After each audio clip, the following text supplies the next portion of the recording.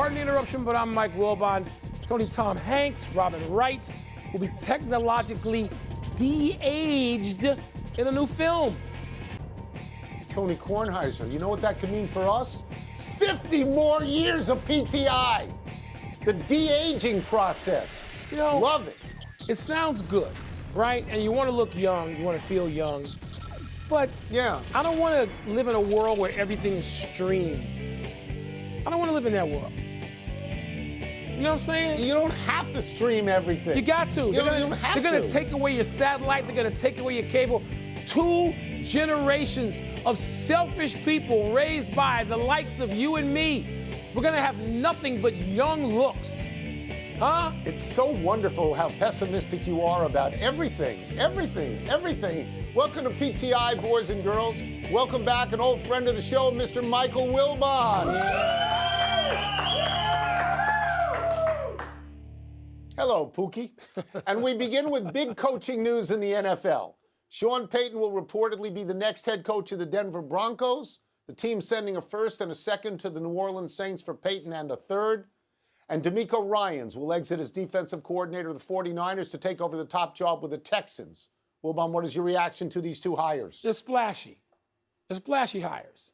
You get one day past a big championship, 2 days, 48 hours past big championship Sunday, and you get these splashy hires. Look, I have thought I'm going to take Denver first just because Russell Wilson's there. And everybody knows Russell Wilson. Yep. He's 34 years old. Right. There was a patch there where he looked like a certain Hall of Fame quarterback. Without a stupid call from an offensive coordinator, he's got 2 Super Bowl rings. And I did not believe he's washed up. I do not believe that. I got to live every Sunday with my son saying, Dad, your boy Russ, he's washed. No, I don't believe that. I believe he was the recipient of awful coaching, non-coaching. And now we're going to find out. Sean Payton, we know, can coach. Sean Payton could have gone a lot of places. Why would he go to Denver? Because Russell Wilson's there. He's got a veteran quarterback who must remind him in some ways of Drew Brees. DeMeco Ryans, he meteoric rise. 2 seasons as a coordinator. I know that franchise has familiarity with him. He's familiar to them because they drafted him high in the 2nd round. They liked him. He played several seasons there, was productive. And now he's a splashy guy who somehow got past the gatekeeper. And we know what the gatekeeper is in the NFL. Somebody looked at him and said, oh, even though he's black, and the Houston Texans have hired like 4 black coaches in a row, we're going to give him a shot. We're going to give him a shot. And so 2 splashy hires, Tone. I am intrigued, fascinated by both, and can't wait to see the beginning of the tenures of each. All right, I'll go backwards. I'll go to DeMeco Ryans first. He played there. I assume he knows the ownership there. He got the most important thing possible in a contract. He got a long contract. I think it's a 6-year contract. They have had 2 black coaches in a row, Culley and Lovie Smith, who were gone in a year. DeMeco Ryans doesn't want any part of that. You get a big contract. It is a commitment from ownership. They know you. I think he's got a chance. And in that particular division, at the moment, as Tennessee fades and Indianapolis is totally lost at this point, you worry about Jacksonville. Yeah, you worry about, but you're only worrying about one team, which brings me to Sean Payton. And my first reaction was, why would he go there? I understand what you say about Russell Wilson. You know why? I'm more in your son's camp. I'm more in your son's camp than your camp. Russell Wilson was terrible this year, and sometimes people fall off the edge of the cliff. But he's the same size as Drew Brees. And Sean Payton knows what to do with smaller quarterbacks. But you're walking into a division, and this is my point about going to Denver. You're walking into a division where the Kansas City Chiefs have been to 5 straight AFC championship games. They are as close to a dynasty in the West, in the AFC as is possible. And with the Chargers, you've got an up-and-coming team, and you've got a quarterback in Justin Herbert that may be a great quarterback. If I am Sean Payton, I would have waited. We've talked about this before. Wait for the Chargers, maybe wait for the Cowboys. So I don't know why he jumped in here. And the other part of this, Mike, is they gave up so many draft picks for Russell Wilson. Now they're giving up draft picks for Sean Payton. What do they got? Sean Payton's supposed to be scared. You scared? Get a dog. I know. Get 2 dogs. If you're gonna compete, you're gonna compete or not. You're gonna say, oh, look at them. They're too good. Okay. I'm not gonna take a job. I'm gonna stay in the booth.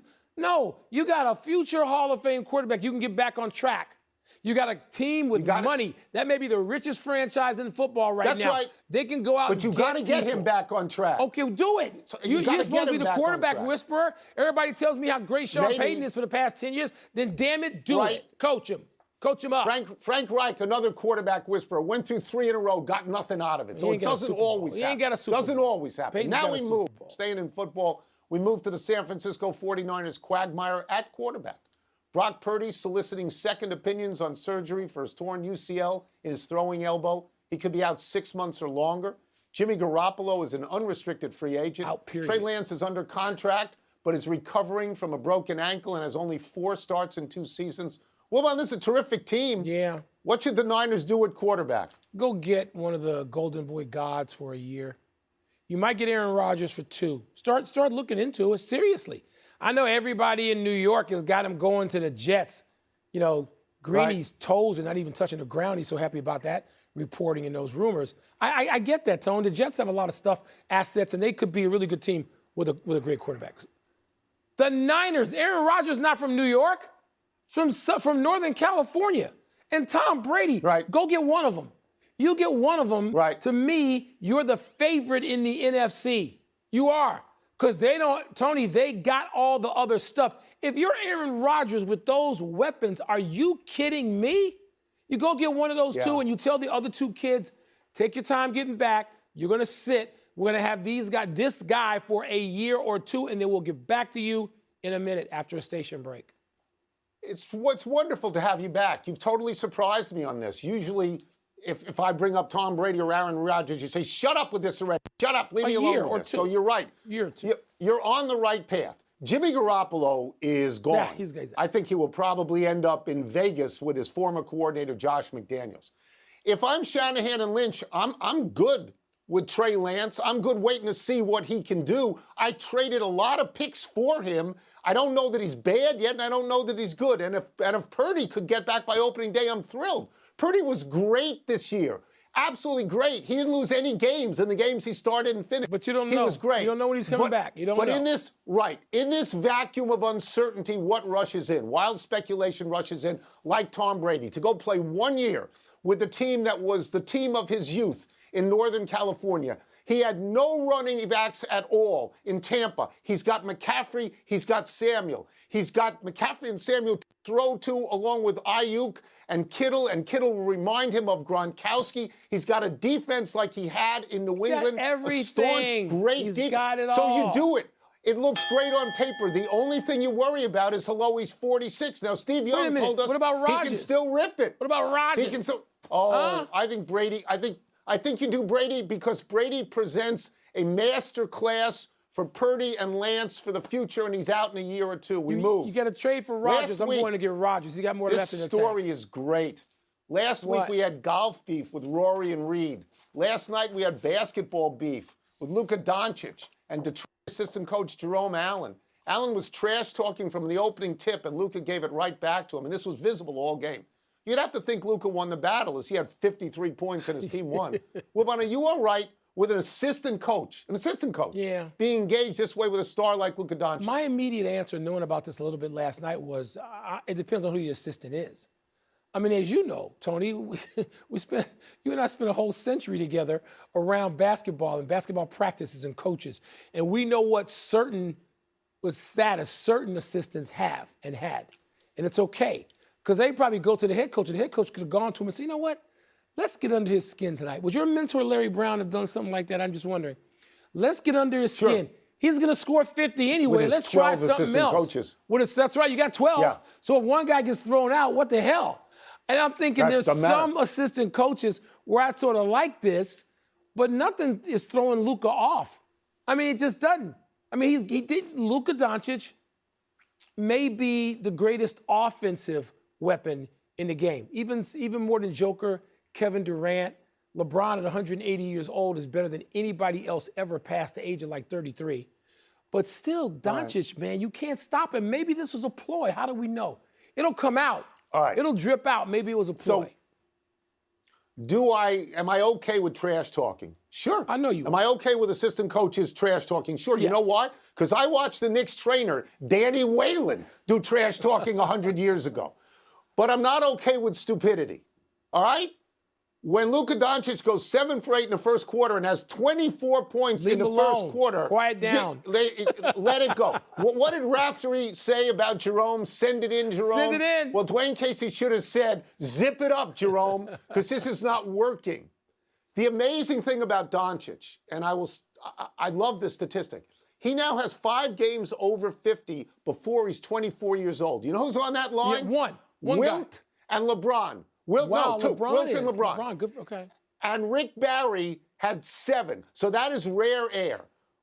Doncic will be 24 on February 28th. So he's got a month to catch Rick Barry. You know what I would tell him to do? Bring Jerome Allen to every single game. Bring him. Let him yap. Danny Whalen. That's what I would do. Danny Whalen got away with that? Was he instructed to do it by Red Holzman? Did the great Red Holzman say? Yes. Red said it. Danny, you're going to be my mouthpiece because I can't get thrown out and you can. Let's take a break. I love that. Still to come with Patrick Mahomes or Jalen Hurts benefit more from a Super Bowl win. The top 10 teams, Kansas State and Kansas, meet again tonight. Which should we be more bullish on? You kiddies, you see what you learned here? You learn about basketball back when 2 guys could go to practice and talk to the coaches for a half an hour.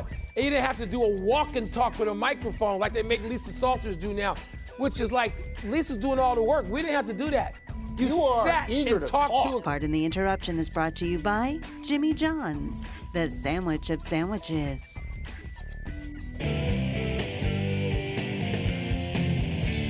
It's time for toss-up. 2 men enter, 1 man leaves, finishes the show, and begins his long commute home up 1 flight of stairs. What's first? Toss-up. Which quarterback would benefit more from a Super Bowl win? Patrick Mahomes or Jalen Hurts?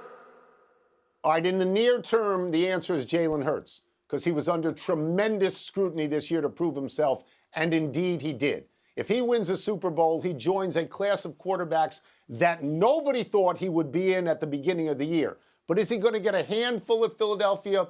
Probably not. So for historic purposes, Mike, the benefit is for Patrick Mahomes. It would give him his 2nd Super Bowl at the age of 27. So that, if you got 2, you would Staubach, you with Peyton Manning, you with your boy John Elway, you with Greasy, you with Bart Starr. The Elysian Fields for quarterbacks is 3. Troy Aikman has 3, and then you go to 4 with Montana and Bradshaw, and then Brady's way ahead. I mean, so you can't get to 3 if you don't get to 2. Ask Aaron Rodgers. The answer is Patrick Mahomes. You can't get to 2 unless you get to 1. And how about 1? Because Dan Marino don't have 1. Fran Tarkenton don't have 1. The great Jim Kelly don't have 1. There's a lot of guys out there, and even a guy like Aaron Rodgers has 1. Getting to 1 is a much bigger deal. I don't care about multiples. Patrick Mahomes, if he's as great as everybody is saying he is on every time you turn on a television set in the last 48 hours, 72 hours, he'll get his 3 or 4 because everybody's proclaimed him the greatest thing they've ever seen. So Jalen Hurts, if he gets 1, that puts you ahead of Dan Marino. You like that company? That's right. That's hellacious company. That's great. It is. No, that's great. Hurts. Puts you with Joe Flacco, for example. That's okay. What's next? Toss-up. They play tonight. Who are you more bullish on? Number 7, Kansas State, or number 8, Kansas? Okay. So I'm going to say this about Kansas. They beat Kentucky. I did not think they were going to beat Kentucky. It didn't. So I am probably more bullish on Kansas now than Kansas State. First of all, they're at home, although that didn't matter against TCU. But if I have this record right, they're 52-18 at home in Allen Fieldhouse against Kansas State. It's an in-state rivalry. They just lost a couple of weeks ago in Kansas State, so that is fresh on their minds. They had an opportunity. You know, they've lost 3 straight conference games. Kansas had an opportunity to beat a big-name school. They did that with Kentucky. Now they have an opportunity to beat a conference school that's actually ranked ahead of them in Kansas State, and I think they will do it. Note to the ESPN marketing people, there's no NBA rivalry week. There's Lakers-Celtics, and everybody else take a step back. This is a rivalry. Kansas-Kansas State. That's right. Even though it's wildly lopsided, I'm going with Kansas State because it's easy for me to root for a team that's called the Wildcats that wears purple. That's not hard. Purple. And I want to see Keontae Johnson who can dazzle you, okay? And Tony, they've won 12 out of 14. And they used to lose for so long. They went like a period of 12 or 13 years where they could not win a game against Kansas. They would just go over better than a decade. So even though they've been beat down, and they were like a homecoming opponent, the rise, at least in this context, of Kansas State is interesting in its relationship with Kansas. That's a rivalry. Right. That's worth watching. Yep. Right. Chianti. I'd like some fava Chianti. beans and a nice figured you Chianti. would. That's it. Let's take one last break. Still to come, a memorable finish to the grand finale. How do you like the way I pronounce that in Venezuela? And should Tyler Huntley be headed to the Pro Bowl, whatever's left of that junk? No. You know what? Not even the Mannings. No, you got to get. The Mannings are so You great. need to give they this a can't chance. make me watch that junk. It's Well, junk. then you're just being obstinate. You have to give it a chance. No, You're I trying don't. something new. You I just have want to give hear it a Peyton and chance. Eli. Maybe they can come sub for us. I just want to Well, hear they're them. going to be on that game. I don't want to see the game. Well,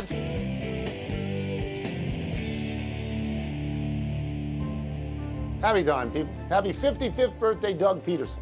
What an odd feeling Peterson must have, seeing the Eagles in the Super Bowl. Peterson coached the Eagles from 2016 through 2020, and he won the Super Bowl in 2017 season with his second-string quarterback, Nick Foles. Peterson's record in Philadelphia was 42-37-1. That's not the kind of numbers that usually prompt being fired. But Peterson and Eagles owner Jeffrey Lurie reportedly disagreed on Jalen Hurts, so Lurie showed him the door. Peterson resurfaced this year in Jacksonville with a young stud quarterback in Trevor Lawrence. After starting off 2-6, Jacksonville closed 7-2, won the division, and even won a playoff game. That's going to get Peterson votes for Coach of the Year. It will, Tone, and he earned it. I just wonder, is he actually going to win? You know, he won in Philly. Is he going to win with Trevor? It looks like they've got the makings of that, but that's a long way to go, man. They still got quite a path to travel. A not-so-happy anniversary, Leon Lett. On this day 30 years ago, with Dallas already pummeling Buffalo in the Super Bowl, the Cowboys' defensive tackle picked up a fumble at the Dallas 35, was all alone as he raced down the sideline for a potential touchdown. As Lett got to the 10-yard line, he slowed down and watched himself on the stadium replay screen, prepping for an end zone dance.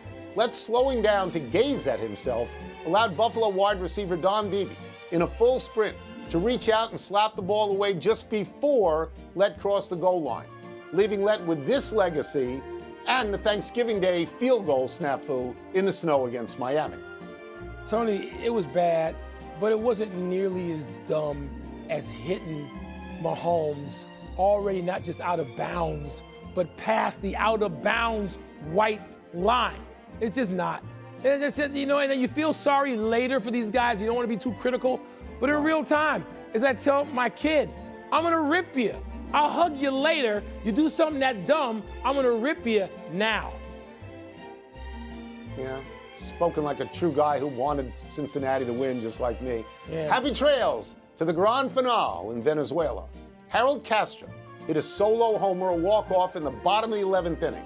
And the Leones del Caracas, hope I did that right, won 7-6 to take the final series and win the Venezuela Professional Baseball League Championship, giving them the right to represent Venezuela in the upcoming Caribbean Series.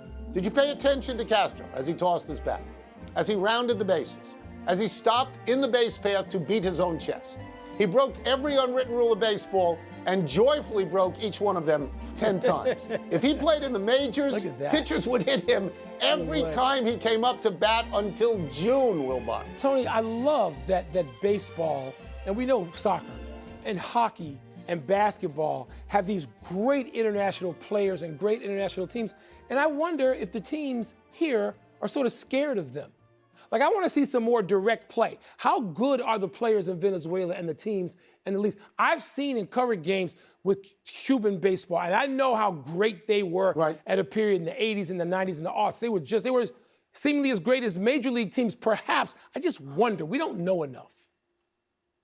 What about the World Baseball Classic? Do you not think that is a legitimate international circumstance? I don't know that enough people trying? participate in it that I get to see fully what I want to see. I like it, but I want to see more competition.